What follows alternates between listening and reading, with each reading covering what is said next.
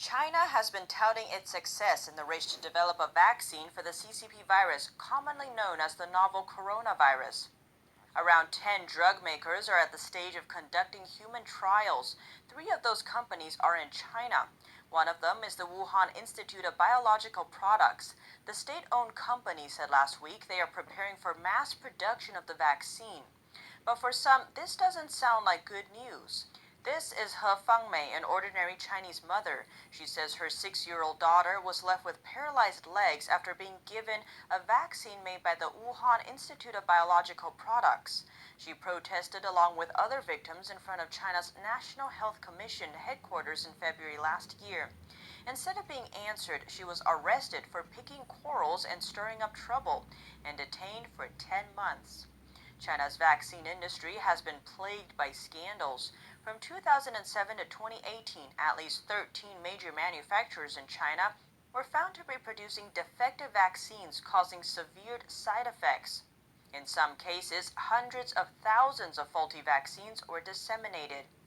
In 2013, a Chinese journalist made a documentary, Vaccine Wounds, highlighting nearly 100 children who became paralyzed or mentally disabled after being given bad vaccines. Authorities have generally taken little action against the offenders. In some cases, companies simply changed their name and continued to operate as normal. Meanwhile, whistleblowers and parents who spoke up were often punished. For example, in 2010, a journalist revealed that over 100 children in Jiangxi province either died or became sick after being given vaccines. The article sparked huge public outcry in China. Provincial officials denied there were any problems with the vaccines. Meanwhile, parents demanding answers were threatened by authorities not to make small troubles. The journalist was fired, and the chief editor at the state-run newspaper was removed. Chinese officials have publicly called vaccine quality problems a red line that cannot be crossed. Yet drug makers have repeatedly crossed that line without facing significant consequences. Why is China's pharmaceutical industry so lacking in accountability?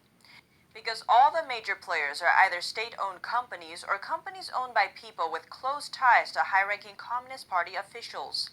The Wuhan Institute of Biological Products, that's currently developing a virus vaccine, has been involved in multiple scandals. The most recent one was in 2017. Over 400,000 DTP vaccines were found to be defective. Children in China can't start school without being given the DTP vaccine cocktail for diphtheria, tetanus, and whooping cough. The scandal provoked anger and panic among Chinese parents. The Wuhan company produces 80% of China's DTP vaccines. State authorities stated the contamination was caused by a rare accident and that 99.6% of China's vaccines pass inspection. Fines were imposed and company officers were allegedly punished, but no details of the actions were ever given. There has also never been reporting on what happened to the children who received the vaccines. Some Chinese officials have been removed from their positions in the wake of scandals, but very often they are later given a new position. For example, Sun Xianze, responsible for drug safety during the DTP scandal, was in charge of food safety during the 2012 scandal involving contaminated baby formula. Chen Bingzhong, a former senior official from China's National Health Commission, said it's ironic that China claims to be leading the race to find a vaccine in the current pandemic. He says toxic vaccines have harmed or killed tens of thousands of children in China, yet there's a lack of punishment, compensation, or apology. So this is the precedent we are looking at here. Now China is again developing vaccines. How can it be trusted? Since being released from prison, He Fangmei has continued seeking justice for her paralyzed daughter. On Wednesday, she walked to Beijing to appeal to the authorities. I'm so tired.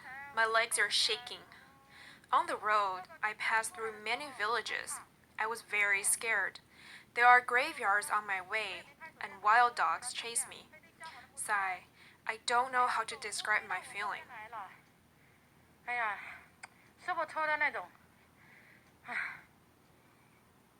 She also posted this photo on Twitter.